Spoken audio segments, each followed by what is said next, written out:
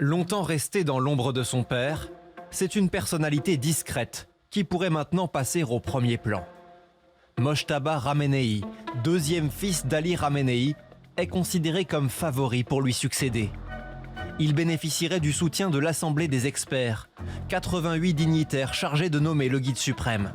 Selon cette chaîne de télévision iranienne dissidente basée à Londres, l'annonce de sa nomination était même envisagée avant d'être reportée. Ils ont vraiment peur de nommer officiellement le prochain guide suprême. Parce qu'en réalité, ce serait une invitation faite aux Américains et aux Israéliens à cibler cette personne. Preuve de ces menaces, cette frappe israélienne sur un immeuble où l'Assemblée des experts devait se réunir pour élire le nouveau guide. Mojtaba Ramenei n'a pas été vu en public depuis la mort de son père et de son épouse, samedi à Téhéran.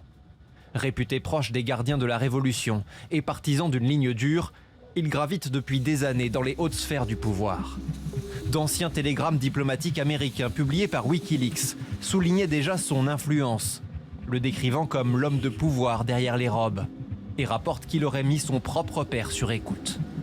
Mais porter le nom de Ramenei est à la fois un atout et un risque. Le fait pour le régime iranien de donner les clés du pays au fils de l'ayatollah Khamenei sonnerait comme un symbole de trahison des idéaux révolutionnaires, étant donné que la République islamique en 1979, lorsqu'elle a été instaurée, s'est inscrite en opposition à la monarchie héréditaire du Shah. Face au fils Ramenei, d'autres successeurs potentiels sont jugés plus modérés, parmi lesquels Hassan Romeini, lui-même petit-fils de l'ayatollah du même nom, fondateur du régime. Le prochain guide suprême prendra le contrôle direct de l'armée iranienne et d'un stock d'uranium enrichi pouvant servir à fabriquer l'arme nucléaire.